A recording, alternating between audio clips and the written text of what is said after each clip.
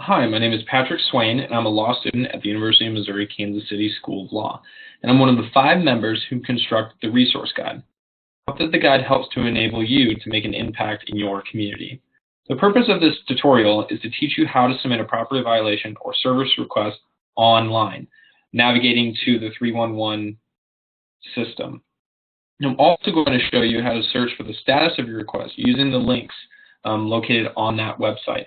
So the first step is to navigate to your web browser. I'm going to go ahead and use Google Chrome, that's preferred to me. You can, of course, use Internet Explorer. You can use Mozilla Firefox. You can use a variety of internet browsers. All should be compatible. And the website that you're going to go to is www.kcmo.gov/311. You're going to go ahead and click Enter. You can click Search. It should take you directly to the 311 section of the kcmo.gov website.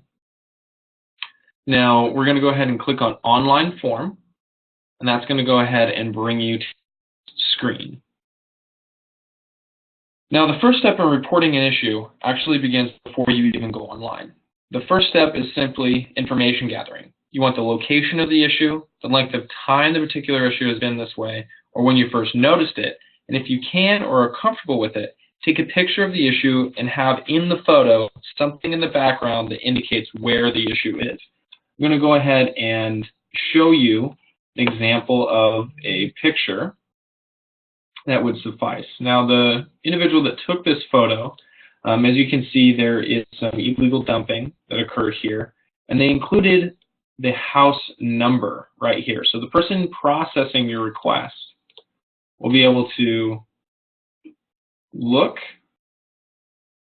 at this address, and they'll be able to locate where the issue actually is. So first up here, we're going to put our name, last name, and then an email.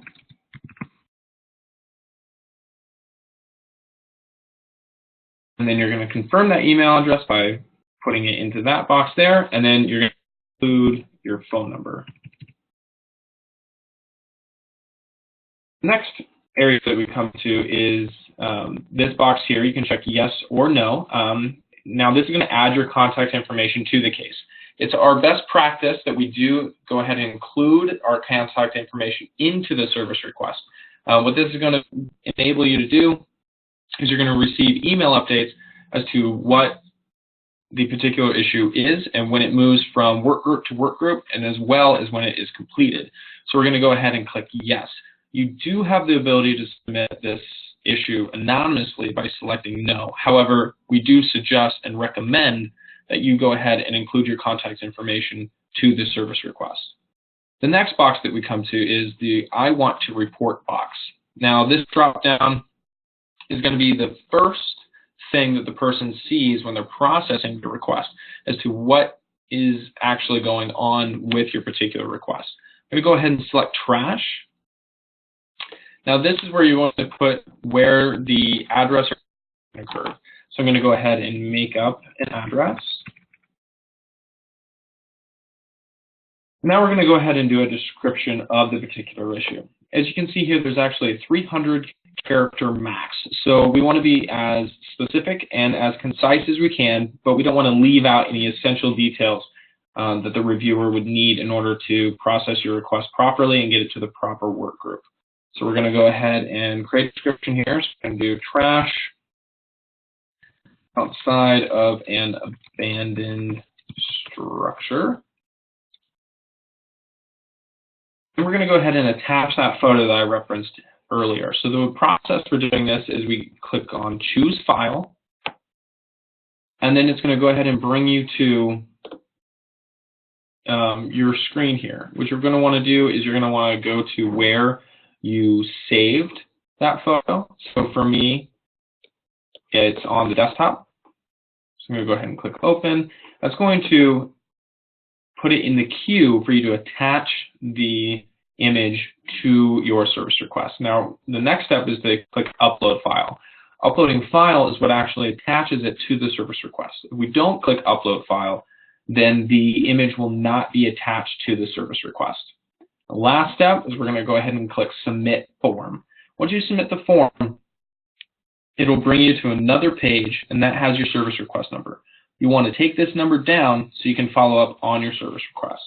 Now, regardless of which method you use, be sure to follow up on your service request and encourage others to report the issue as well. Don't walk by an issue and assume that somebody else has reported it. Take the initiative to submit service requests for issues that you have identified in your community.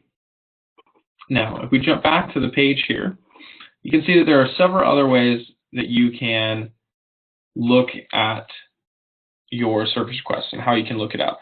So firstly, you can locate the status of your ticket by your service request number. Now, this is the most productive way. However, in the event you lost the service request number, there are two additional ways to follow up. The first is by the address the issue is that you reported, and the second is by locating the issue on the map. So what I'm going to go ahead and do here is open up a locate open service by map. And what's going to go ahead and do is it's going to pull up a map of Kansas City. So you'll click OK here. Now, to navigate to where the issue is that you reported, you're going to go ahead and click on an open parcel and drag to that particular location. Now, a green dot should appear where the service request was submitted for. What you're going to do is click on that dot, and it will open up your case ID, which is the service request number, and a general description of what exactly the issue is and where it is in the process. You can click status, or you can do a comment as to the particular issue. Now, the two other ways that we discussed, we can check the status of a property maintenance case by the request number or address. So we're going to click that.